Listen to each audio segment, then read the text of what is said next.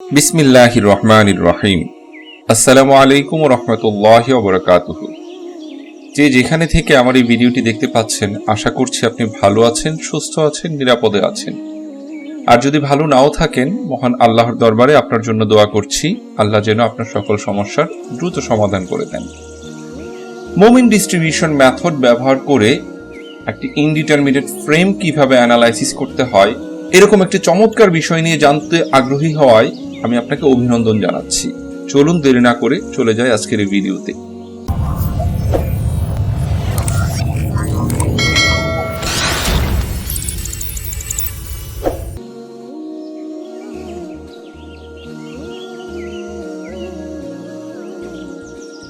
প্রথমেই চলুন প্রবলেমটি একটু পড়ে নিই।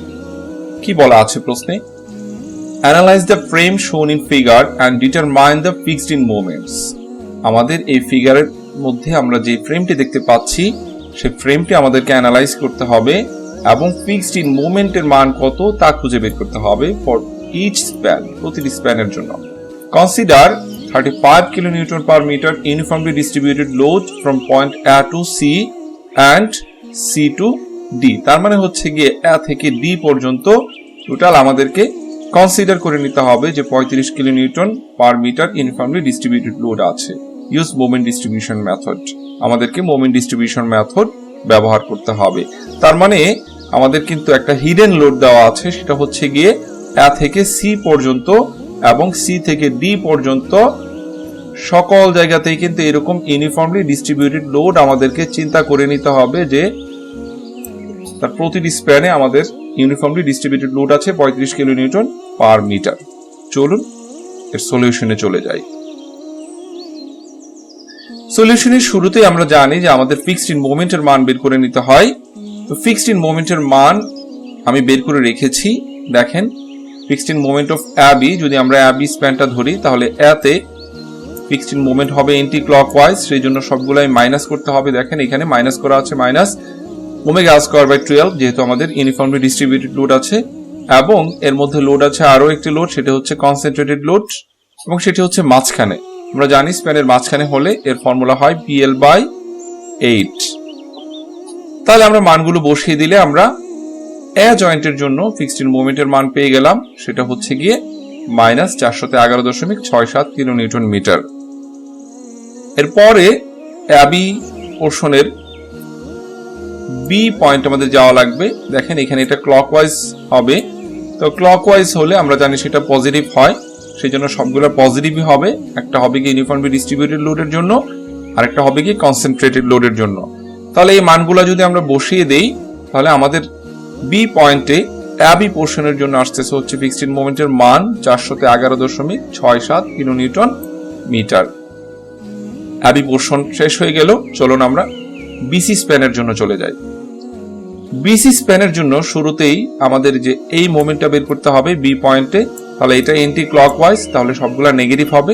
দেখেন এখানে সবকিছু নেগেটিভই দেখানো আছে, ওমেগা স্কয়ার বাই 12 এবং অন্য আরেকটি লোড আছে কনসেন্ট্রেটেড লোড, সেটা যেহেতু বি সাপোর্ট থেকে 4 মিটার দূরে আছে, 4 কে আমরা A দিয়ে প্রকাশ করতে হবে এবং এই 6 কে বি দিয়ে প্রকাশ করতে হবে। তাহলে এখানে দেওয়া আছে P/AB square divided by A square. তাহলে এই মানগুলো যদি আমরা বসিয়ে দেই তাহলে -464.47 কিলোনিউটন মিটার। এখানে A এবং B এর মানটা বসাতে যেন আপনারা ভুল না করেন, এটা একটু সতর্ক হয়ে বসাবেন।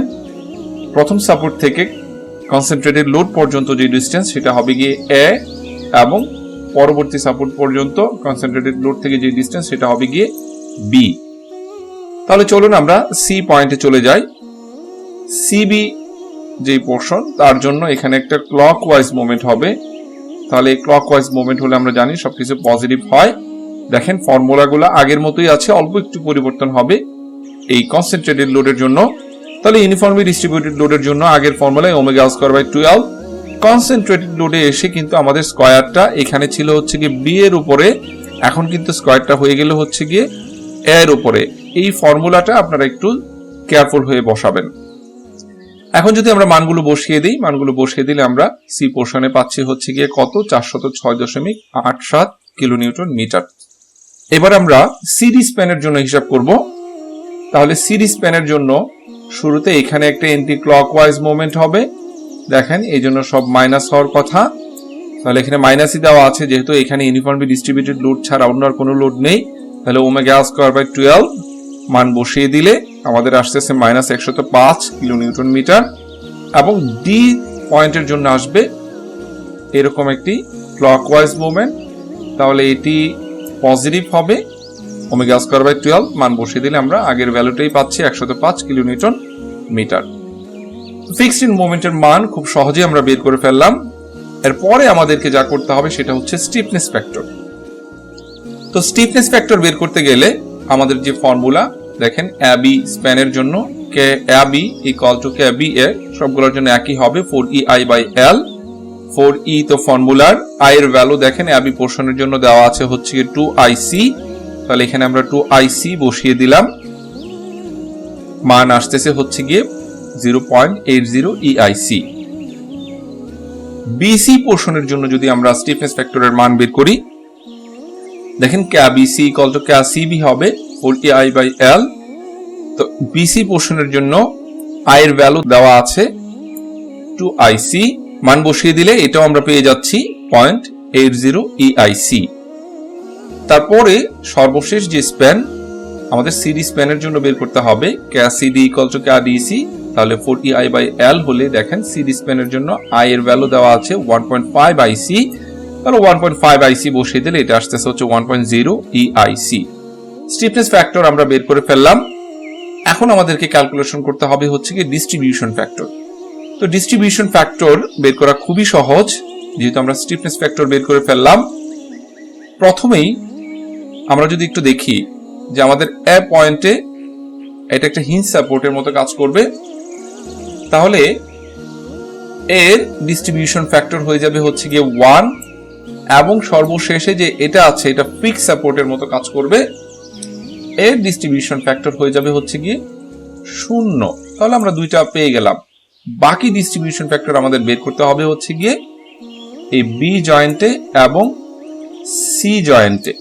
তাই করতেছি, দেখেন distribution factor of B A মেম্বারের জন্য ডিস্ট্রিবিউশন ফ্যাক্টর যদি আমরা বের করি, তাহলে আমরা জানি যে বি এর স্টিফনেস ফ্যাক্টরটা উপরে হবে, এবং এই জয়েন্টে অবশিষ্ট যে স্টিফনেস ফ্যাক্টর গুলো আছে সেগুলা যোগ করে দিতে হবে। দেখেন কেবি এ প্লাস কেবিসি, তাহলে সবগুলা স্টিফনেস ফ্যাক্টরের মান বসিয়ে দিলে আমরা ডিস্ট্রিবিউশন ফ্যাক্টরের মান পেয়ে গেলাম হচ্ছে গিয়ে 0.50।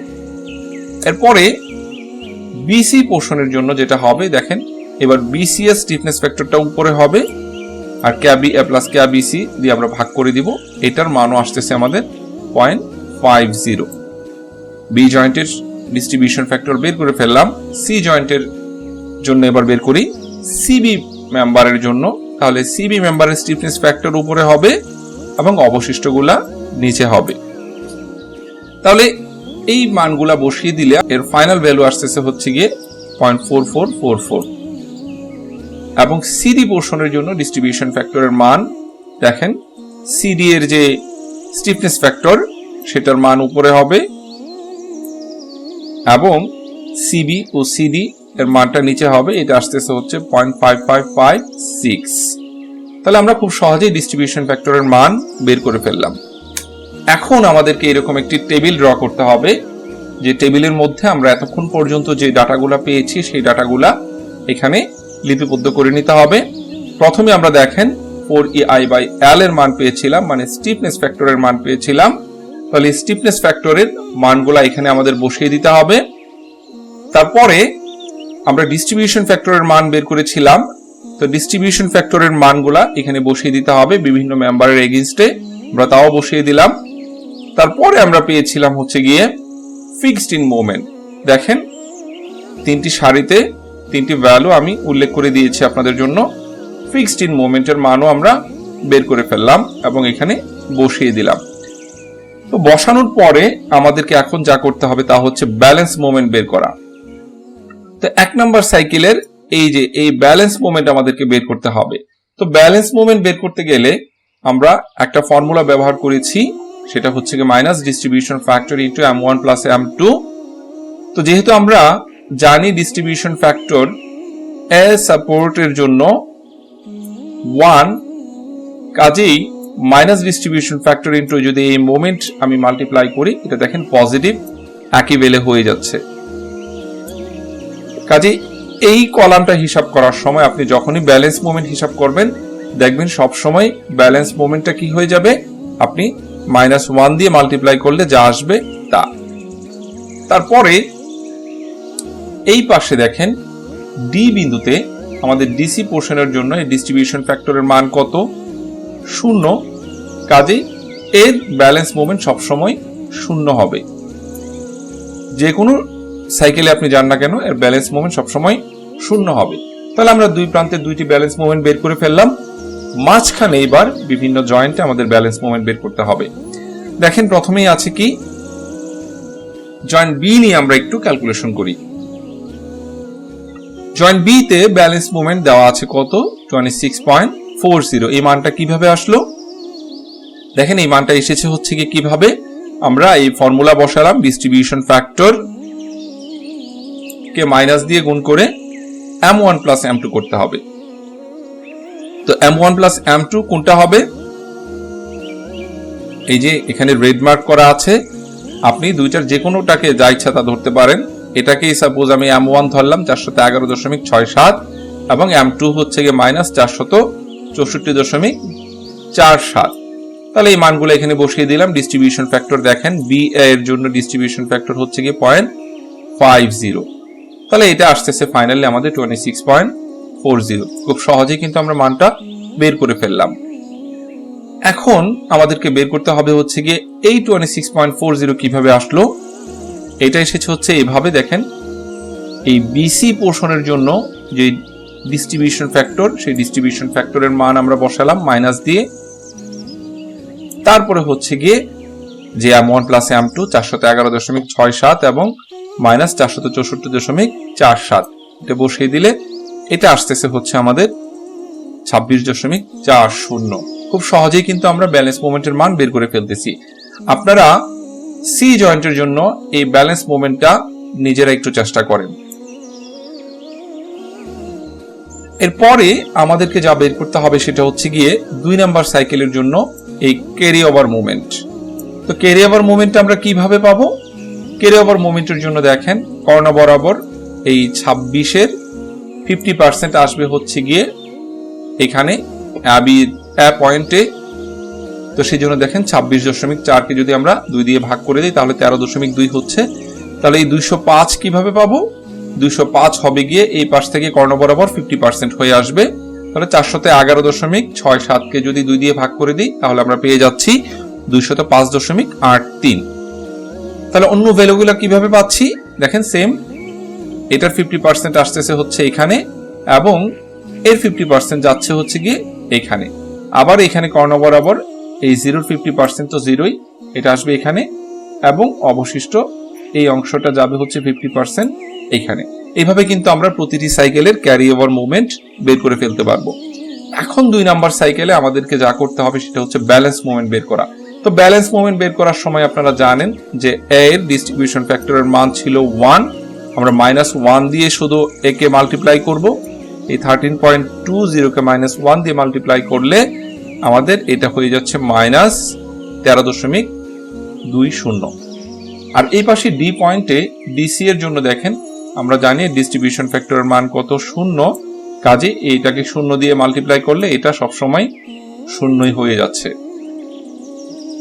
এরপরে মাঝখানের যে ব্যালেন্স মোমেন্ট আমরা তা কিভাবে বের করব, এই আগের ফর্মুলা ব্যবহার করব, সেম ফর্মুলা। দেখেন সাইকেল নাম্বার 2 তে জয়েন্ট বি তে আমরা ব্যালেন্স মোমেন্ট করতেছি, কিভাবে আসতেছে।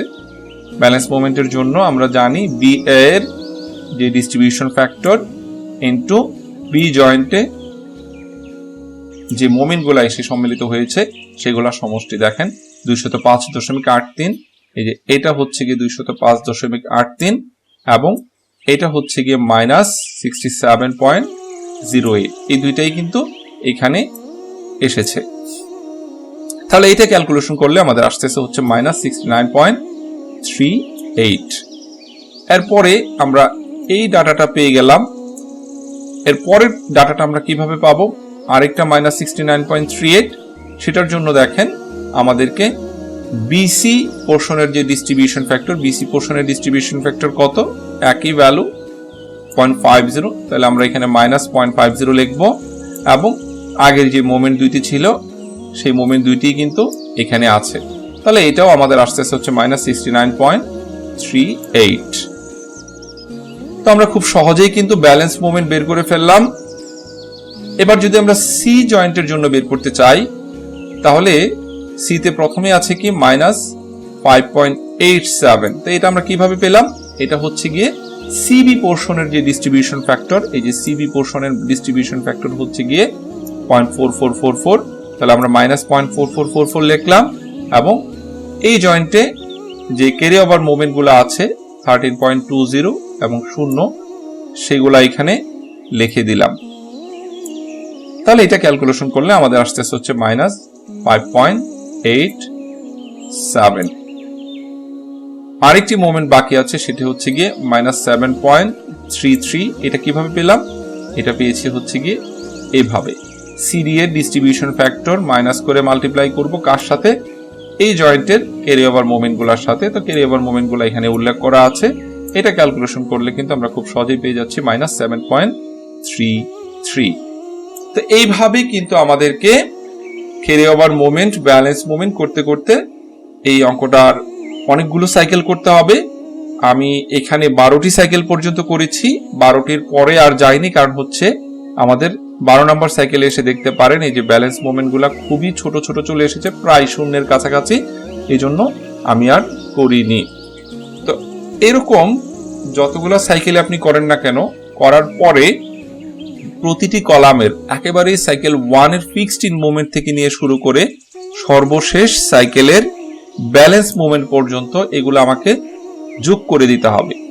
ঠিক আছে, এগুলা প্লাস থাকলে প্লাস, মাইনাস থাকলে মাইনাস, এরকম অ্যালজাব্রিক সামেশন করবেন। প্রতিটি কলাম আমাদেরকে যোগ করতে হবে। প্রত্যেকটি কলাম যোগ করে দেখেন টোটাল ব্যালেন্স মোমেন্ট কত, নিচে তা বসানো আছে।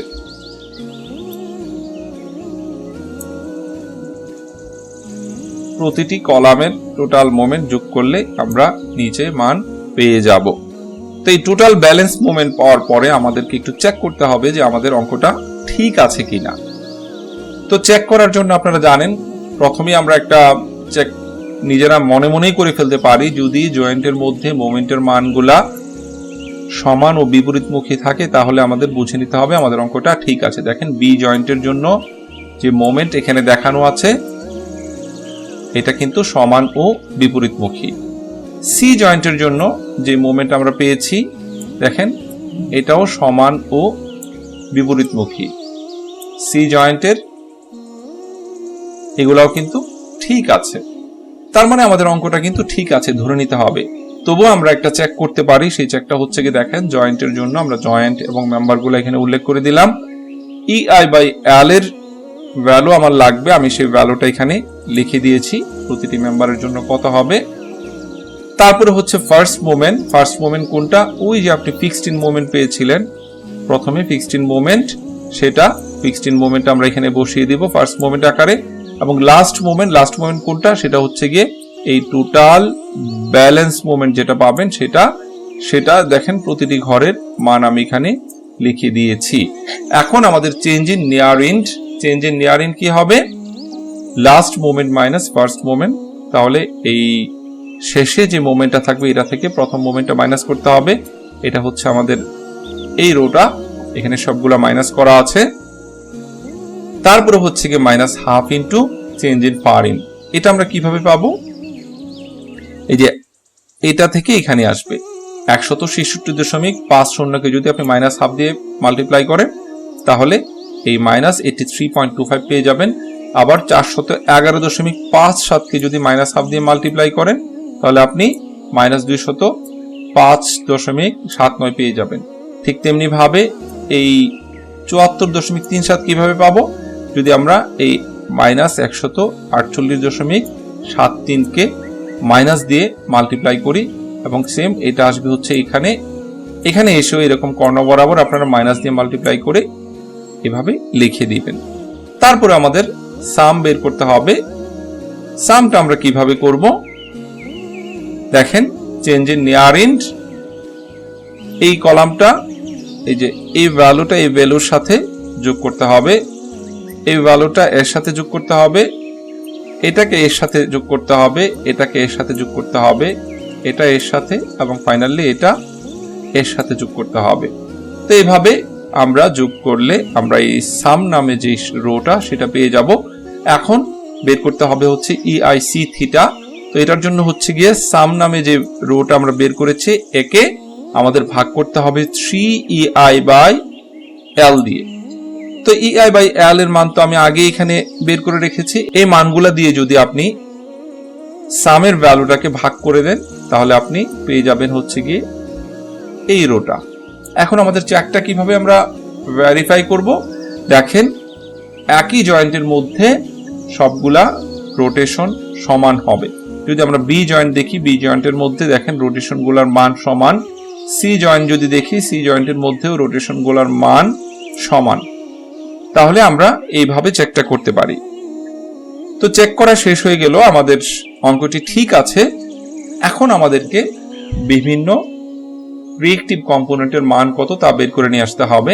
আপনারা জানেন, সেই জন্য আমরা আগে প্রাপ্ত মোমেন্টগুলা লিখে নিই, লিখে একটি একটি করে স্প্যান চিন্তা করি। তাহলে আমি যদি প্রথমে অ্যাবি স্প্যানের কথা চিন্তা করি, অ্যাবি স্প্যানের মধ্যে দেখেন এখানে একটা মোমেন্ট আছে, এখানে আরো একটা পজিটিভ মোমেন্ট আছে, এবং এর মধ্যে ইউনিফর্মলি ডিস্ট্রিবিউটেড লোড আছে ও কনসেন্ট্রেটেড লোড আছে। তো এখানে এগুলোর ক্যালকুলেশন করে দেখানো আছে যে অ্যাবি পোর্শনের অ্যাবিতে আমি মোমেন্ট নিলাম, মোমেন্ট নিলে এখান থেকে আর বি এ পাচ্ছি হচ্ছে কি 280.82 কিলোনিউটন। এখন সামেশন অফ ভার্টিক্যাল ফোর্স করলে আমরা পেয়ে যাচ্ছি হচ্ছে গিয়ে আর এর ভ্যালু 165.18 কিলোনিউটন। এবার যদি আমরা বিসি পোর্শনের জন্য চিন্তা করি, তাহলে বিসি পোর্শনের জন্য দেখেন আমাদের এখানে একটা অ্যান্টি ক্লকওয়াইজ মোমেন্ট আছে এবং সি বিন্দুতে এখানে একটা ক্লকওয়াইজ মোমেন্ট আছে, ইউনিফর্মলি ডিস্ট্রিবিউটেড লোড আছে ও 120 কিলোনিউটন কনসেন্ট্রেটেড লোড আছে। তো এই ভ্যালুগুলা কিন্তু এখানে বসানো আছে বি বিন্দুতে মোমেন্ট নিয়ে। তাহলে আমরা আরসিবি পেয়ে গেলাম। আরসিবি হচ্ছে গিয়ে কত? 190.997 কিলোনিউটন। এবং ভার্টিক্যাল ফোর্সের সামেশন করলে আমরা পেয়ে যাচ্ছি আরবিসি সমান সমান 279.003 কিলোনিউটন। সিডি পোর্শনটা যদি চিন্তা করি, সিডি পোর্শনের মধ্যে এরকম একটা অ্যান্টি ক্লকওয়াইজ মোমেন্ট আছে, এখানে একটি ক্লকওয়াইজ মোমেন্ট আছে, ইউনিফর্মলি ডিস্ট্রিবিউটেড লোড আছে। তাহলে সি বিন্দুতে মোমেন্ট নিলে আমরা আর ডি এক্স মানে হচ্ছে গিয়ে এই এক্স ডিরেকশনে পাচ্ছি। যদি এটা এক্স হয়, দেখেন এরকম দুইটা তো আমাদের এক্সিস, এটা হচ্ছে এক্স, এটা হচ্ছে গিয়ে ওয়াই। তাহলে আর ডি এক্স পেয়ে গেলাম 66.715 কিলোনিউটন এবং summation of F x equal to 0 করলে আমরা আর সিডিএক্স সি বিন্দুতে এক্স ডিরেকশনে কত রিয়েক্টিভ কম্পোনেন্ট আছে সেটা পেয়ে যাচ্ছি। তো এই রিয়েক্টিভ কম্পোনেন্টগুলোর মান বের করা শেষ হলে আমাদেরকে এগুলি যোগ করে ফাইনাল রিঅ্যাকশন বের করতে হবে। দেখেন ফাইনাল রিঅ্যাকশনগুলো এখানে বের করে যোগ করে দেওয়া আছে। আর এর জন্য ফাইনালি কত পেলাম, আর বিটা কত পেলাম, আর সি, আর সিডিএক্স, আর ডিএক্স, আর ডি ওয়াই এর মান 0 পেয়েছি। তো এগুলা কিন্তু এখানে আমাদের একসাথে যোগ করে দিতে হবে। তো এখন সবকিছু যেহেতু যোগ করা শেষ, আমাদের ফাইনাল যে টাস্ক সেটা বাকি। আমাদের ফাইনাল টাস্কটা কি ছিল? শিয়ার ফোর্স ডায়াগ্রাম এবং বেন্ডিং মোমেন্ট ডায়াগ্রাম অঙ্কন করা। এটা তো খুবই সহজ, যেহেতু সবগুলা ভ্যালু আমাদের হাতে আছে। এখন শিয়ার ফোর্স ডায়াগ্রামের মান কত এবং বেন্ডিং মোমেন্ট ডায়াগ্রাম কত আমি এখানে ড্র করে রেখেছি। আমার বিশ্বাস এটা আপনারা পারেন, তাই অংশটা নিয়ে আর আলোচনা করতেছি না। আমি বেন্ডিং মোমেন্টটাও এখানে ড্র করে দিলাম। এটা হচ্ছে এ থেকে সি পর্যন্ত যে পোর্শনটা তার জন্য, এবং এই পাশে আছে হচ্ছে গিয়ে সি থেকে ডি যে পোর্শনটা সেই পোর্শনের জন্য। তো এখানে দেখেন কত সহজেই আমরা এত বড় একটি ইনডিটারমিনেট ফ্রেমের অ্যানালাইসিস করে শিয়ার ফোর্স ডায়াগ্রাম ও বেন্ডিং মোমেন্ট ডায়াগ্রামের মান বের করে ডায়াগ্রামটি ড্র করে ফেললাম। আশা করছি মোমেন্ট ডিস্ট্রিবিউশন মেথড ব্যবহার করে আর কোনো ফ্রেম অ্যানালাইসিস করতে আপনাদের কোনো সমস্যা হবে না। তবুও যদি আমার এই অঙ্কটি বুঝতে কোথাও সমস্যা হয়, আপনারা অবশ্যই কমেন্ট বক্সে কমেন্ট করে জানাবেন। পরবর্তী কোনো ভিডিও নিয়ে আসবো খুবই দ্রুত। সেই ভিডিও দেখার আমন্ত্রণ জানিয়ে আজকে আমি এখানেই বিদায় নিচ্ছি। ধন্যবাদ সবাইকে। আসসালামু আলাইকুম ওয়া রাহমাতুল্লাহ।